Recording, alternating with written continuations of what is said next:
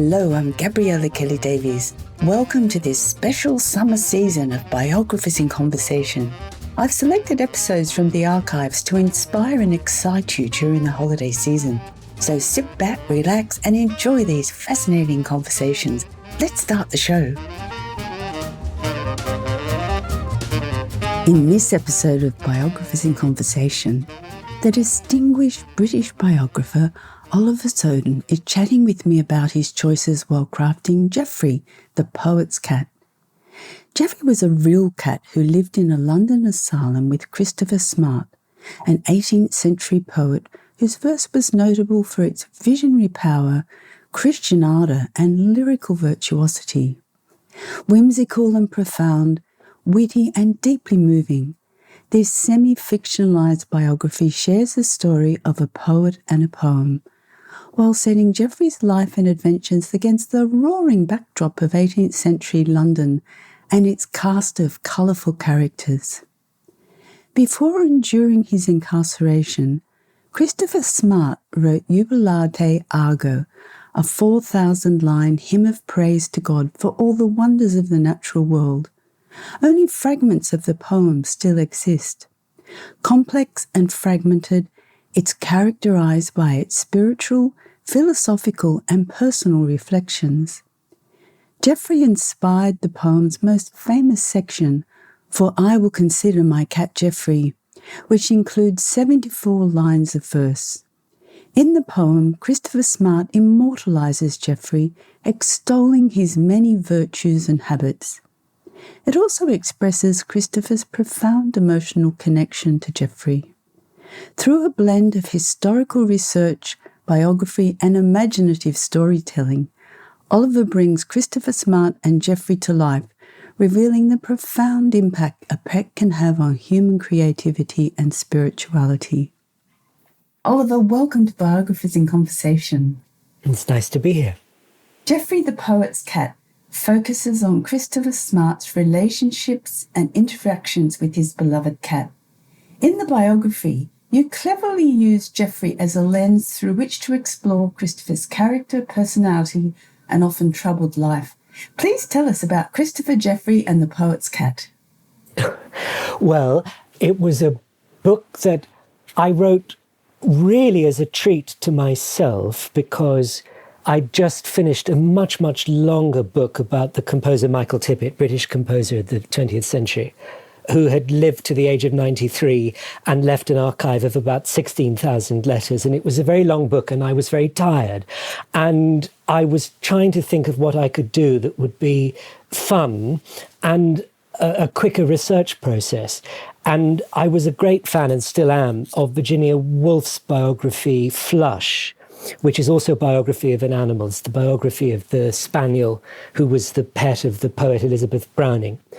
And I suddenly thought, or actually, I think it was my father's idea, I remember him coming up with it in a car journey through Suffolk, that Jeoffry, the cat that had belonged to Christopher Smart, for whom my beloved cat, now alas no longer with us, was named, could be an interesting feline equivalent to the way Woolf had used the dog. And by the end of the journey back from Suffolk, I remember this quite clearly, I had the whole idea for the book in my head, knowing that sections of it would have to be fictional because Jeoffry did not leave behind an archive of 16,000 letters, but thinking that there would be, some freedom in that, but also some questions one could raise about the art of biography. It went from there, and I wrote it rather slowly over the next 6 months and found that there was actually rather more research to do and rather less fun involved than I had expected. And it turned out to be more of a serious book than I had anticipated. But that was the beginning of it, certainly. What was your objective in crafting the book? Probably many objectives. The first was the chance to write about cats in a general way, which was a pleasure for me as a devoted cat person, or a mad cat person, you might say. The second objective, I think, was to write about Christopher Smart, who is a poet I long admired, not just for the poem with the section about Jeoffry in it for Jubilate Anno, but for the 2 volumes of collected poetry and the astonishing life that he lived and the trauma that he suffered through illness and various other things. And I thought, which is probably true, that a biography of Smart done in any conventional way would not be a commercial possibility for many publishers in 2019 as it then was. So it was a sideways look at Christopher Smart. And then I opened it out into thinking it could be a wider look at the world in which Smart moved and worked and existed, which is to say London of the 1750s and the asylums in which he was incarcerated, of which doubtless more later, and so on. And then, as Woolf had with Flush, thinking that the whole conceit, and it is a conceit, of writing a biography about an animal, which is in a way a joke, because how does one go about doing that, particularly an animal that we know to have died some 350 years ago, would raise questions about just how fictional even the most scrupulously researched biography actually is. So that was a complex list of objectives, but I think the book was a way of doing all of those things. And it's achieved that. I think it's incredibly fascinating. One of the writer's most challenging choices is selecting an opening that intrigues the reader and quickly draws them into the story. You began the biography with a chapter titled Poem, which includes the section of Jubilate Anno about Jeoffry. I'd love you to read the first half of Christopher's tribute to Jeoffry. Here we go. For I will consider my cat, Jeoffry, for he is the servant of the living God, duly and daily serving him. For at the first glance of the glory of God in the east, he worships in his way. For this is done by wreathing his body 7 times round with elegant quickness. For then he leaps up to catch the musk, which is the blessing of God upon his prayer. For he rolls upon prank to work it in. For having done duty and received blessing, he begins to consider himself. For this he performs in 10 degrees. For first, he looks upon his forepaws to see if they are clean. For secondly, he kicks up behind to clear away there. For thirdly, he works it upon stretch with the forepaws extended. For fourthly, he sharpens his paws by wood. For fifthly, he washes himself. For sixthly, he rolls upon wash. For seventhly, he flees himself, that he may not be interrupted upon the beat. For eighthly, he rubs himself against a post. For ninthly, he looks up for his instructions. For tenthly, he goes in quest of food. For having considered God and himself, he will consider his neighbour. For if he meets another cat, he will kiss her in kindness. For when he takes his prey, he plays with it, to give it a chance. For 1 mouse in 7 escapes by his dallying. For when his day's work is done, his business more properly begins. For he keeps the Lord's watch in the night against the adversary. I just love that so much. It's wonderful, isn't it? Why did you select For I Will Consider My Cat Jeoffry as the entry point into The Poet's Cat?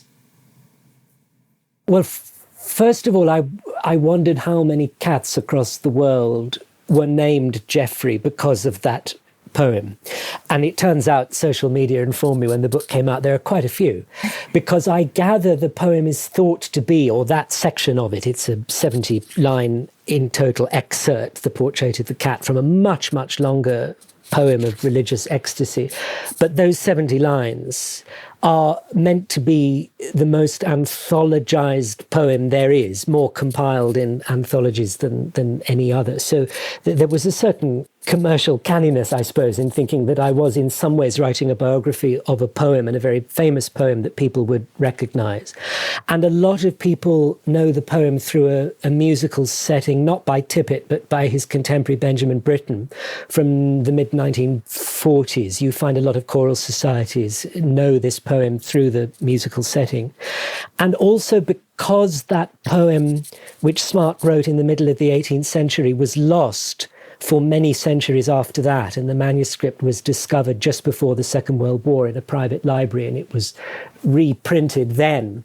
So I thought the poem itself had a very interesting history, and the book could be a biography of the poem in some senses as well. So it seemed a deeply rich and very contemporary poem. I mean, what I just read doesn't sound like your bog standard piece of 18th century verse. In its biblical psalmic structure, it actually seems to predate and prophesy modernist poetry and free verse. So I thought there was an awful lot in it, and it wasn't either just a trivial little cat poem. There is a great epic, ecstatic quality to it as well. Did you experiment with other openings before settling on this one? No, I didn't. I can't now remember whether I wrote the book in order or whether I added that introduction at the beginning. But I think, given how many sections of The Poet's Cat are fictional, had to be fictional, because of how little we know about the cat, and indeed in some ways about Christopher Smart, although we know rather more about him. I thought I had to come clean and explain it right at the beginning. I thought I had to say, look, this cat existed, this is the poem, this is the reason to write a biography about this cat, and flurry into the world of imagination from the basic grounding of fact. I have to be honest and tell you that when I was reading it, I thought Nancy's letters were real. Her diary. Well, good. Because in some ways I think you should have a certain blurring between what is real and what is not, and that was the aim of the book in some ways. And then with endnotes at the end, I came clean, so to speak. It wasn't until I read them that I realised how fictional it was. Your biographies of the composer Michael Tippett and the playwright, composer, actor and singer Noel Coward are acclaimed for their deep research, scholarly approach and traditional biographical form. You also conducted meticulous research while crafting The Poet's Cat. Which sources were most revealing? I read every biography of Christopher Smart that there is. And there are more than you might expect, although most of them are academic monographs. And there hasn't been one written for quite some time. And that was interesting in itself, watching the way biographers had written about this complex and unwell man across the decades, and how our attitudes towards the illness that Smart suffered and the poetry he wrote, which was initially dismissed as the ravings of a lunatic, have changed even from the 1950s, when the first real dedicated biography of Smart came out. And they were very revealing in their way, although the book is crafted to the extent that you have to actually discard your research in some ways and bring in the fictional element. I also researched as deeply as I could the history of Smart's poem and the manuscript, and its rediscovery, in which both the poets W.H. Auden and T.S. Eliot were very instrumental.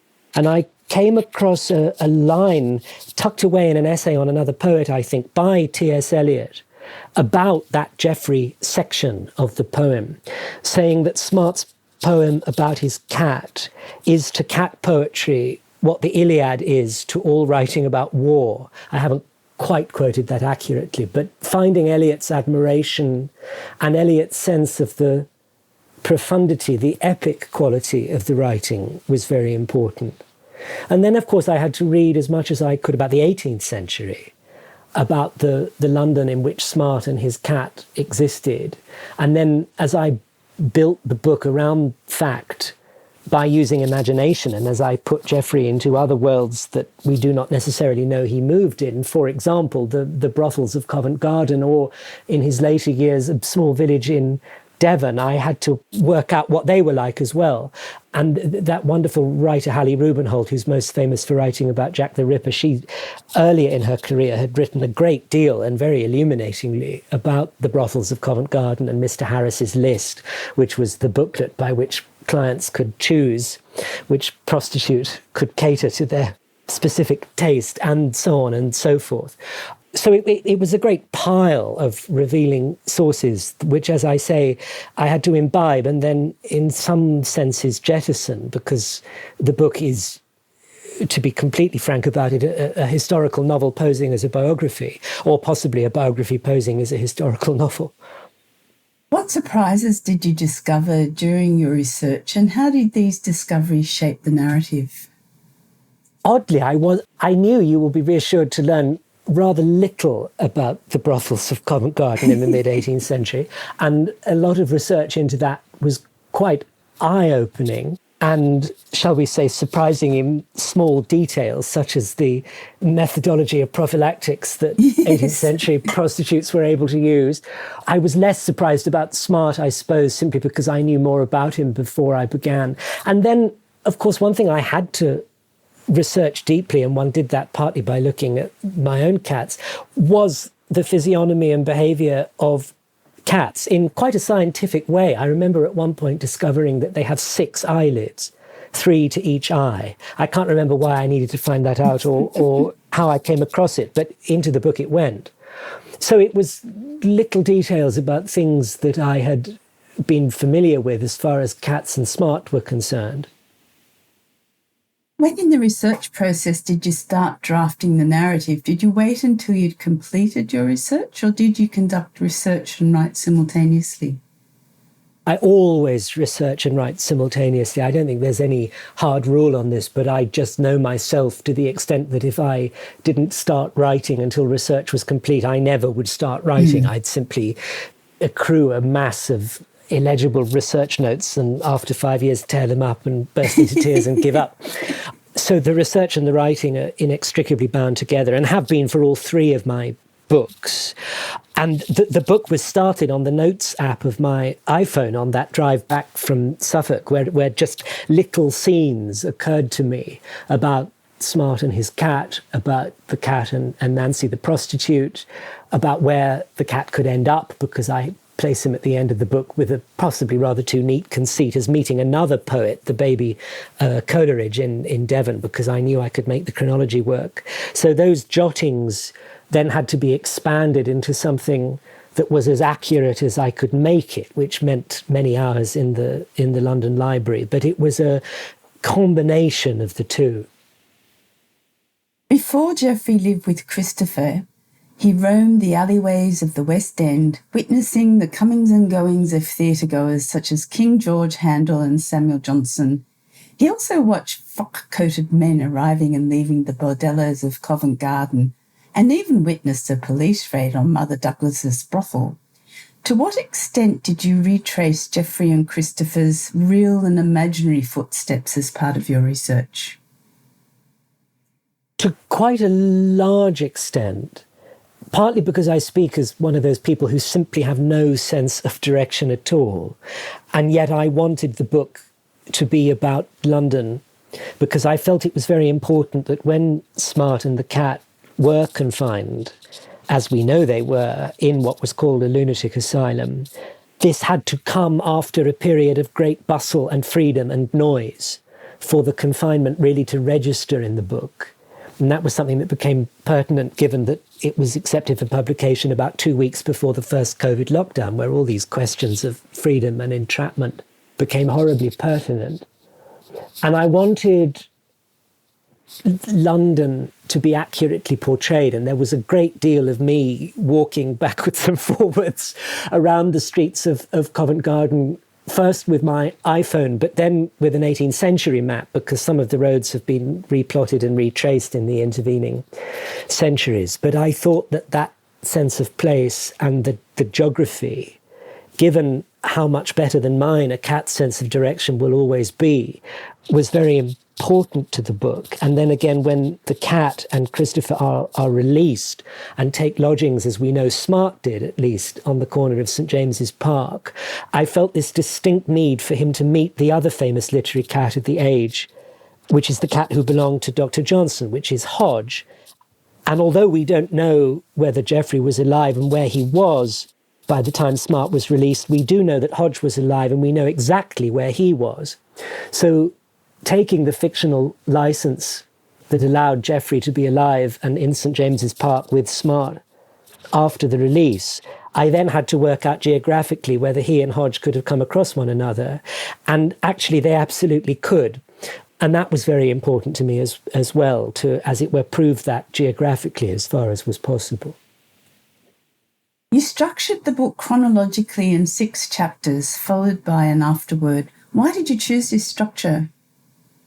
That is a doff of the cap to Woolf, because I felt always that the book had to be in dialogue with Flush in some way, and that I had to be very honest about that rather than claiming originality for writing the life of an animal in this way. And Flush is simply in 6 rather neat chapters, and I thought I would follow suit. It takes a bit of wrenching, and actually the second chapter is rather too long, and the book should be in 7 chapters were they all to be roughly comparable in length. But nevertheless, I thought there was not only the Woolf connection, but just a neat quality to a book that couldn't be too big for its boots. I didn't want it to sprawl. I thought it had to earn its presence by being miniature and neat and sly, like a feline, I suppose.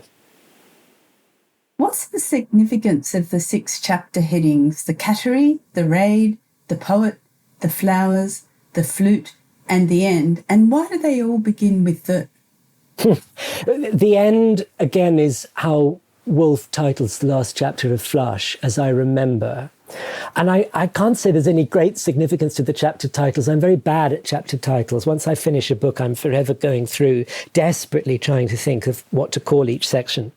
And I think I just lit upon a way of fashioning, in a sense, 6 short tales that form the poet's cat, and these slightly talismanic locations, the cattery, the raid, that then turn into these talismanic objects, the flute that Smart and Jeoffry here played, the flowers which come from the poem itself, for the flowers are great blessings.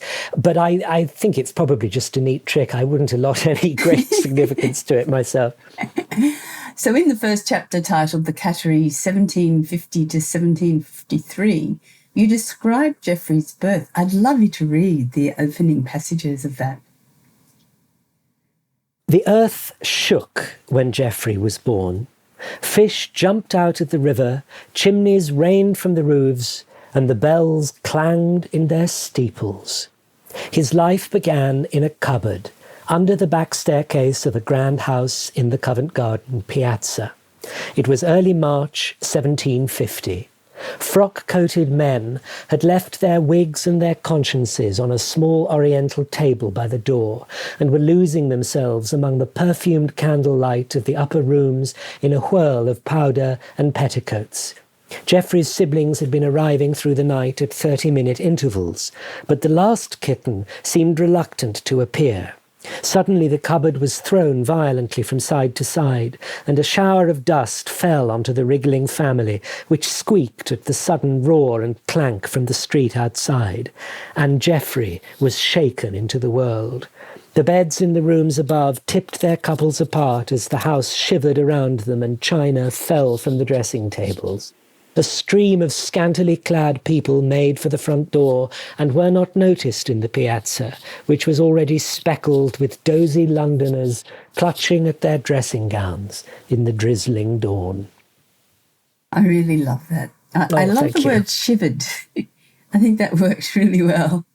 Oh, goodness, yes. Well, I have been in one earthquake in San Francisco a few years before writing it, and that is exactly what the house did. It shuddered and shivered and then was perfectly still. I love the way you took details of the London earthquake of the 8th of March 1750 and crafted the story of Jeoffry's birth around it. How did you approach the task of blending fact and fiction in this passage? It happened very late on, I remember. I mean, the manuscript had gone to the publisher starting, as I remember, 3 years later. And I very late on realised that earthquake was too good an opportunity to turn down. It's an earthquake that any admirer of Handel knows about, through Handel's oratorio Theodora, which has an aria about thunder shaking the ground, which is a portrait of the earthquakes in London. So I knew about them, but I hadn't realised that the chronology could work with the chronology of the book. And I rapidly got the manuscript back off the publisher and unstitched the beginning and restitched it again 3 years earlier, which makes the cat rather too old when he dies, but I thought that wouldn't matter. And some cats can just about live to 22. Because I thought it was a great story because I thought few people knew that London was shaken into panic, not least by these earthquakes and the prophecies that more would return, and it was the apocalypse and so on. And there are great contemporary reports about them that I remember digging out of the library and stitching into the narrative that I had already written of Jeoffry being born. And I loved the idea that the earthquake would actually, as it were, force the mother cat into labour, and that, as in some fantasy novel, the earthquake would be some prophecy of great things for the changeling that was born at the moment of the Earth's convulsions. And I liked also that counterpoint of the bonking couples up above, the birth of the kittens below, and then all around them, the tremors of London. It just seemed too good to miss, but it was quite difficult to, as I recall, to braid those three elements together. I read up about the London earthquake, and one of the things I loved about the passage is, so in reality, the fish did jump out of the Thames, and it happened at 5:30 in the morning, and so Londoners did, jump out of their beds in their dressing gowns and run into the streets, and, they were all very concerned about what was going on. So I really love the way you wove those factual counts into the narrative. Oh, good. And again, one of the conceits of the book is that it has scholarly source notes, as any much longer, more conventional biography would have. But that did allow me to lay my cards on the table as to A, where it all came from, but B, to confirm this did really happen. Of course, I read it now and realize it's also simply a technique of getting the doors of the private apartments in the brothel open and revealing what's inside and getting your cast list out into the square. So it's a form of stage management, I suppose. But once I found out about it, I couldn't resist. Oh, absolutely. I also love the way you piece together facts such as details of the famous Mother Douglas's brothel in the Piazza in Covent Garden. As you mentioned, Harris's List, an annual catalogue of sex workers in Georgian London, newspaper reports and historical events such as the earthquake. In your author's note, you admitted that the dividing line between fact and fiction is necessarily wobbly in The Poet's Cat, and sometimes one is disguised as the other. So how did you balance fact and fiction? I set myself the rule very early on that anything that could be discovered had to be A, discovered, and B, accurate. That I wouldn't invent where the information was known. So I went about finding out what information was known and the extent to which it was known and getting all that down on paper. And then filling in the gaps with where my imagination, such as it was, took me. But that was quite a hard and fast rule, that I would never invent where the information was known, and that I would at the end say what was real and what was not, as far as we know, because one can rather sentimentally perhaps at the end of the book say, well, I made some of this up, but who's to say that it isn't true? But where I knew what was true, I said it was. How did you access Jeoffry's interior life and inner monologue to enable you to write from his perspective and worldview, that of an 18th century alley cat? I was quite wary of that because as far as there is an interior life, which it may not be for a biographer to penetrate, even were he to be writing about a composer or a playwright, because how could he? I didn't want to be anthropomorphic, first of all. There is a way in which this book, I think, and who's to say I didn't tumble into this heffalump trap, could have been really badly done. There's a mouse, I must run after it. It really could have been dreadful. So one has, I think, to keep the interior life of one's subject, be he cat or composer, at a respectful distance in some way. But of course, the viewpoint has to be there. There's a rather nicely quotable line by the mainly known as a novelist Sylvia Townsend Warner when she was writing her biography of T.H. White, he who wrote The Sword in the Stone. She said, "I will attempt to make this biography as far as is possible a self-portrait. So you can, at least for some sections, write a biography, I think, as if from the subject's point of view. And that, when you're writing about a cat, is simply about physiognomy and questions of angle and perspective, which is to say a parade not of eyes or human eyes anyway, but of buckles and boots and ankle socks. So one has fun thinking not about necessarily the kerchiefs and expressions of the great literary figures of the day that he was meeting, but about whether their ankles might be fat or thin and their boot buckles polished or not, which can tell you, as a cat will verify, quite a lot about a person. Absolutely. In the chapter titled The Poet, 1759, you introduced us to Christopher Smart and his monastic cell at the asylum. I'd love you to read the opening passages.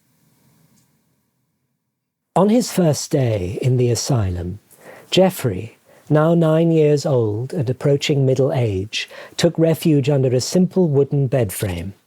Over the next 3 hours, he stared suspiciously out at a small plain room with whitewashed walls and a chair in which, evidently, a man was sitting, in stillness and in silence. Christopher Smart did not try to coax Jeoffry out of the bed, which of course meant that Jeoffry ventured out all the quicker to discover the portly, slightly swollen, completely bald man, sitting so still and silent in the chair, smelling of sweat and tobacco. The cat found that to look into the small dark eyes was to fall into the scummy black water of a deep well, mildewed with sadness and weariness, while on the play of its surface there flickered a wild and wayward intelligence. In future years he would not tire of the depths of experience they contained, nor their habit of shifting from shiny radiance to a matte vacancy, tarnishing with a shift of the cloud. Underneath the eyes were a small sharp nose, thin lips, a chin rolling into a stubbled neck, and cobwebs of veins spun in the creases and pouches of this fascinating face. Smart, very slowly, held his sausage fingers out in front of him. Ink had crusted under his ridged nails and dried in blotches on his skin. Jeoffry, very slowly, and after a full minute's appraisal, pushed his nose quite forcefully into the outstretched hand, which balled itself into a fist the exact size of his head, and for some seconds the man's fist and the cat's head pushed into each other. Tremors shot through Jeoffry's tail, which stood upright, shivering as if in a gust of cold wind. And from then on, they were friends. Or maybe it didn't happen like that at all. Jeoffry's history is a murky one, and some imagination has to come into play. More certain, though not quite, is the history of Christopher Smart. Jeoffry will forgive his biographer for putting the starring role to one side, just for a page or two, while a major supporting player is briefly introduced. A delicate and frail baby, Christopher Smart was born in Kent in 1722, while Jeoffry's great-grandparents roamed the earth. Later, Smart would proclaim his ancestry as aristocratic with a frequency that implies it was not quite aristocratic enough. Although he was born on a grand estate, his father, Peter, was not its owner but its steward. Christopher was a grammar school boy, working diligently at his Latin and his Greek, but the bosky Kentish childhood was interrupted by his father's sudden death. 11-year-old Christopher found himself living in a world of grief and debt. His mother, Winifred, took Christopher and his two sisters, both older than him, to live with relatives in Durham. He went up to Cambridge in 1739, becoming a sizar at Pembroke College, his studies funded on condition that he undertake various menial jobs, such as waiting on the fellows' table. He wandered through the college's small courtyard, either deep in the cracked bindings and thick pages of some ancient verses, or gazing up at the college's chapel, symmetrical and perfect, the first design ever to be commissioned from the great Christopher Wren. Soon he was awarded a scholarship. By 1743, he was a fellow. That same year, he published a Latin translation of Alexander Pope's Ode on St. Cecilia's Day. A life beckoned of scholarship and tobacco, poetry and debt. Likewise alluring were bachelorhood and bordellos, until, late in the decade, he fell in love first with a young lady named Harriet Pratt, who seems not to have reciprocated his affection, and second with a lass with the golden locks named Anna Maria Carnan, who did, and whom he married in 1752. Thank you. I love the sausage fingers. It's so evocative. Cat's vantage point, again, I think, hands. Biography reflects a dynamic interplay between character, which drives the plot, and context. How did Christopher's character drive the plot of The Poet's Cat? I think the section I just read out is actually one of the rare sections where I leave Jeoffry completely and simply give the reader, as it were, a conventional biography, not of Jeoffry, but of Smart, because that is researched, accurate, as far as I gather, fact. And then otherwise, Christopher Smart's character drives the plot only in as much as Jeoffry is aware of that character. So again, it's back to the sense of Jeoffry's viewpoint, that we see Smart always through the perception of the cat. And of course, the plot is driven by Smart's character in the sense that Smart was, in some ways, mentally unwell. That puts him inside the asylum. He was devoutly religious. His first incarceration in the asylum was because he'd been caught hysterically praying in St. James's Park and was in some ways subdued by officers and then certified insane. So the religious aspect of his character, the unstable aspect of his character, the cat-loving aspect of his character, all of that propels the book and propels Jeoffry through the locations of the book, but also through the attitudes of the book, which have to grapple with Smart's sense that the cat is a manifestation of God and a means of worship, which is harder for the modern reader to take than it might have been in Smart's time. So all of that drives not only the plot, but the outlook of the book and the thematic element of it, I suppose. And equally, how did Jeoffry's character drive the plot? Well, almost completely, I suppose, because the whole book is an invention of the character using the poem I read at the beginning as a basis, where his character comes very cleanly forth as a fun-loving, sun-loving, generous with prey and two other cats cat. So that character, which I wanted to be very real to the reader and as real as that of Tippett and Coward in my other books, is the book's raison d'etre, I suppose. Yes. What challenges did you face when shifting from the traditional scholarly tone and narrative style of your biographies of Michael Tippett and Noel Coward to the whimsical, witty, affectionate and playful approach of The Poet's Cat? And how did you reconcile these difficulties? With some consternation, actually, because after 3 years of working on my biography of Tippett, where one was religiously shackled to this tottering pile of surviving archive, I found it quite hard to cut loose the apron strings from historical fact to allow myself the freedom to invent, which would, in a biography of Tippett, be a cardinal sin. So I had to take a deep breath and jump, which I found quite hard. And then when returning to Noel Coward, having had the fun with Jeoffry, one had to retie those apron strings and tell oneself not just to make it up when one couldn't work out how it had happened. As far as the narrative tone is concerned, of course, each book requires a completely different tone from me, the biographer and the narrator. And I think if you listen hard enough to each subject, they will tell you what they require.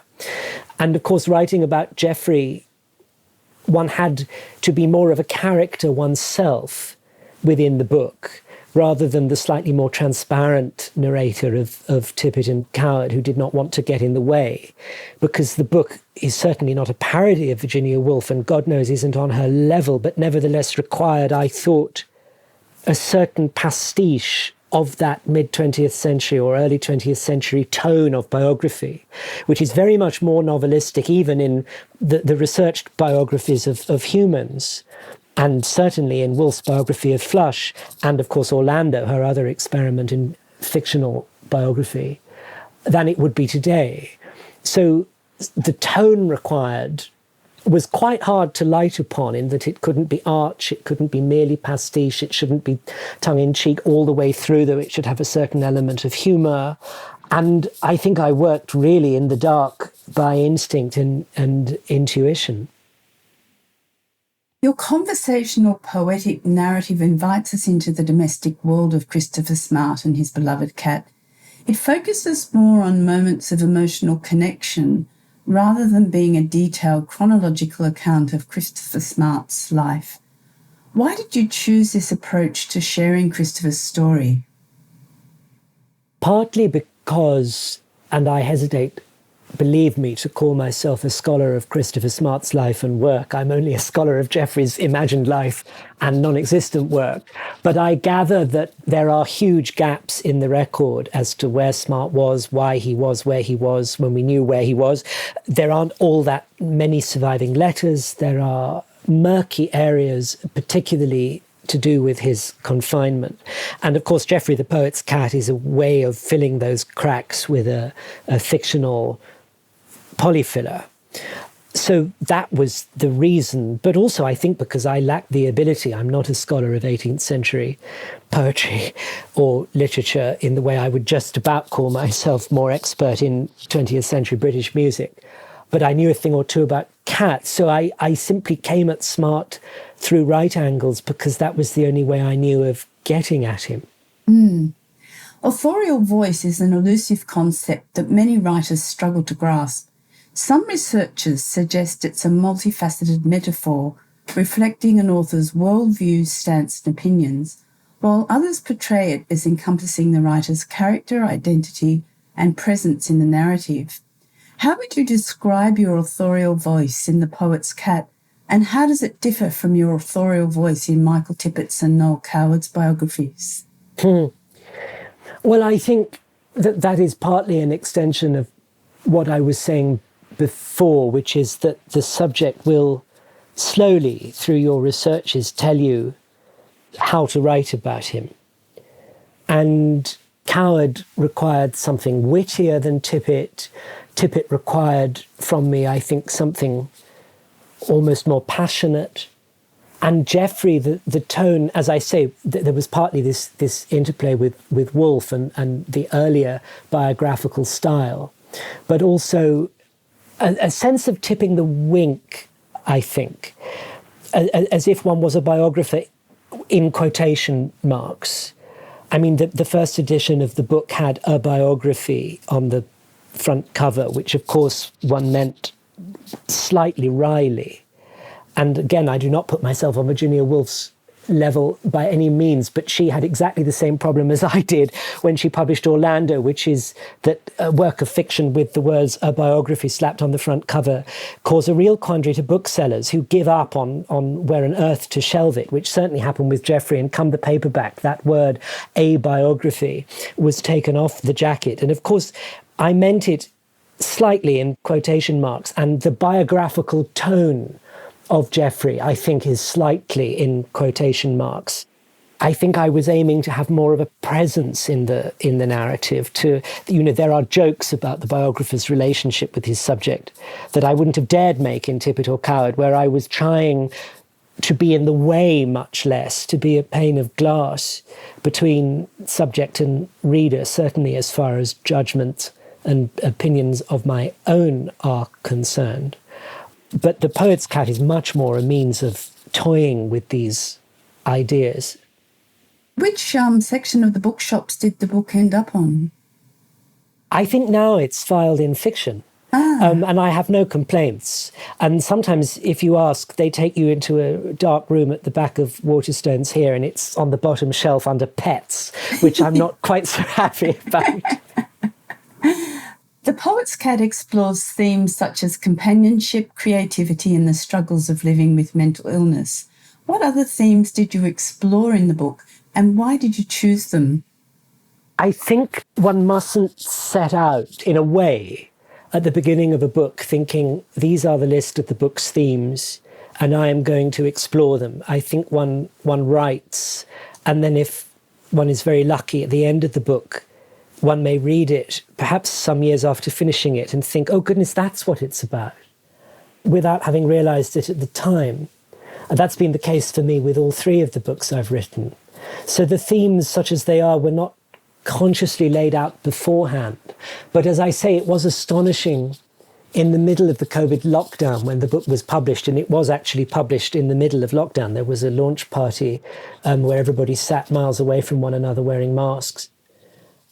I realised that it was a book about solitude and illness and religious belief and its place in the 21st century, and a book about cats, of course, that had tried, I hope, to dignify the love for an animal, which I felt very deeply in my life, without tweeness or sentimentality, but really to engage with the deep love and all the emotions that are the aftershocks of that love when it comes to grief and abandonment on an animal's death, and the separation between human and animal.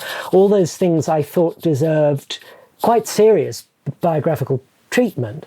And going back to that ankle-height view of 18th century London, I think it was just a means of exploring literary life, sexual life, nightlife, religious life of that period from a very, very different vantage point, and to see if the shadows were changed by altering whence the light was cast. A biography extends beyond an individual life to reflect cultural norms, societal values, and prevailing ideologies. In The Poet's Cat, you situated Christopher and Jeoffry within the broader sweep of history and the times in which they lived. How did you capture the essence of 18th century London and the cast of characters who inhabited it? Through, I suppose, the senses of the cat, which are much more heightened than ours, so one has to think very seriously. And I think this is a valid way of writing history, about smell and sound as much as sight. And even sight with a cat is going to have a completely different colour palette and a completely different sense of darks and lights and rods and cones and all the rest of it. And I tried to work out quite carefully who Jeoffry and the company of Christopher Smart might have met. And we do know, to a certain extent, whom Smart knew and who visited him in the asylum, which then meant I could then go and find out about authors such as Goldsmith and Smollett and Johnson and what they were like, and do them again from the cat's point of view. And you would have known that Handel visited the Theatre Royal and the King George, and they all visited the Theatre Royal. Exactly. Yes. What ethical decisions did you face in depicting Christopher Smart's struggles with mental illness? I think I was, in some ways, given quite a lot of license in writing those sections by dint of the fact that it is not known quite from what he suffered. And various hypotheses have been suggested, which range from what we would now call manic depression or bipolar syndrome, through to epilepsy, through to the advanced stages of syphilis.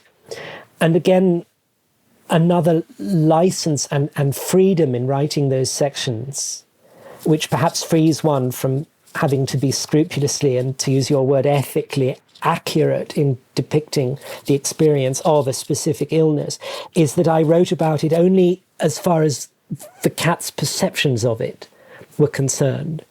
It was the reek of illness and upset and melancholy, and in some cases ecstasy, that the cat could, as it were, smell, that interested me. So these were literary decisions, I suppose, almost more than ethical ones, although it may be that the two are the same thing. But I worked through partial autobiography, partial intuition, but all through what the cat would know. You close The Poet's Cat with an afterword. In it, you acknowledge how Virginia Woolf's imaginative biography of Flush influenced The Poet's Cat. I'd love you to read the final two paragraphs. Nancy's diaries and life are imaginary, but her entry in Mr. Harris's list for 1761 is not. Hugh Collins and his life, Mrs. Ram and hers, are invention. The Coleridges and their baby are not. Beyond what Smart wrote about his beloved cat in Jubilate Anno, nothing is known about Jeoffry, although it is generally agreed, given the autobiographical and even diary-like nature of the poem, that he existed and did not frolic only within Smart's verse. So my portrait of the cat and of his life is imaginary. But that seems to me no reason for it not to be true. I absolutely love that. Why did you choose this way of ending The Poet's Cat? I thought it very important to come clean. I didn't want, although in some cases I've been amused to find that this has happened, to blend fact and fiction to the extent that articles about Christopher Smart would, and this is the instance of this happening, say with authority that Jeoffry was a ginger cat, which is a piece of invention of my own, or that Christopher Smart had adopted a cat that had come from a London brothel, which is also a piece of invention. So I felt that was an ethical decision, actually, to return to that phrase. But I thought the idea that some of the invention could have happened with that last line, that seems to me no reason for it not to be true, was a nicely ambivalent way of ending the book within the central section of the truth and imagination Venn diagram. I thought it was perfect. Good, thank you. What do you believe is the role of a biographer?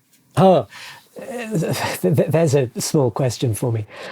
I think biographers have expended many pages on trying to work that out, and I doubt there is a single answer or indeed a single role. And I think my answer would vary from biography to biography, such as I have written them.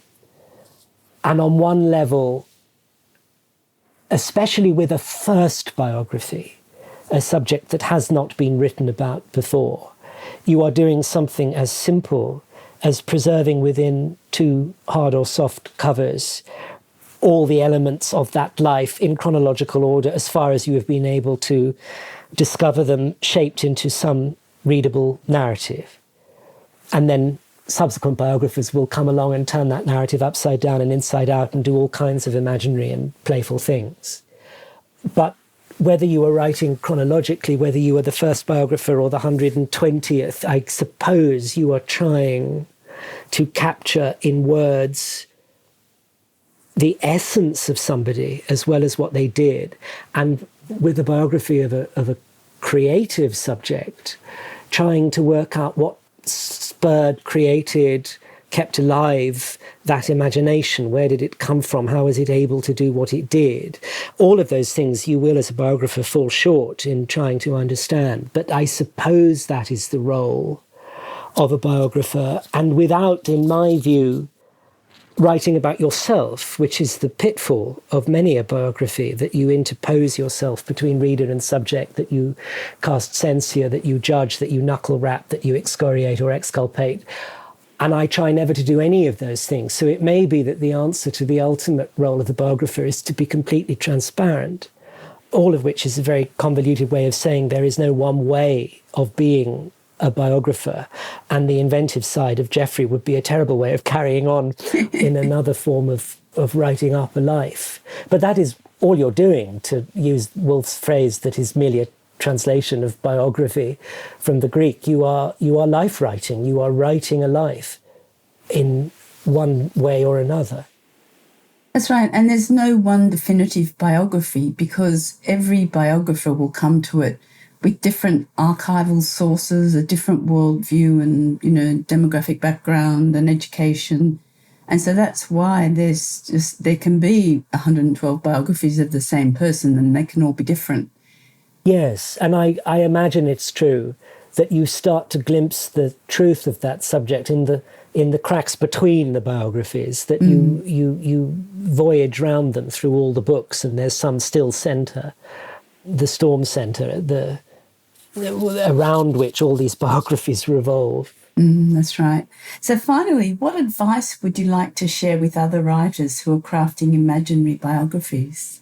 Well, I'm not sure I would be so presumptuous as to offer advice, because the imaginary biography that they are writing will require their imagination rather than their own. So the advice, I suppose, is not to take any, but to listen hard.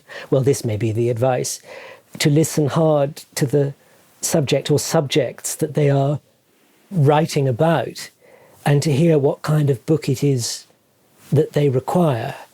Because Jeoffry, through the pen of Christopher Smart, certainly told me. Thank you, Oliver, for chatting with us today.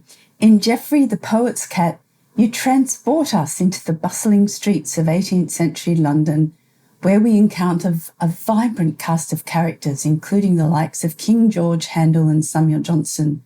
Through Jeoffry's eyes, we watch members of the aristocracy step out of ornate carriages onto Drury Lane, then disappear into the Theatre Royal. And we watched a riot when a French play was performed in the theatre during the 7 Years' War between France and Great Britain. We visit the notorious Covent Garden bordellos, witness a police raid on Mother Douglas's brothel, and see inside Christopher's Spartan cell at St. Luke's Hospital, the asylum where he was imprisoned for mania. Your book is much more than a biography of a cat. Instead, it explores the mind of a poet, the cultural context of the 18th century, and the enduring power of animal-human bonds. By examining Christopher Smart's life and work, you reveal the profound influence Jeoffry had on his creative process. You also show how Christopher's relationship with his cat inspired him to write some of his most extraordinary poetry. So thank you so much, Oliver. Oh, it was a pleasure. Thank you. Thank you for listening to Biographers in Conversation. Special thanks to my producer, Andy Marr, and Sonny Lauderdale for the music. We'd love you to take a moment to rate the show on Apple, Spotify, or wherever you find your podcasts.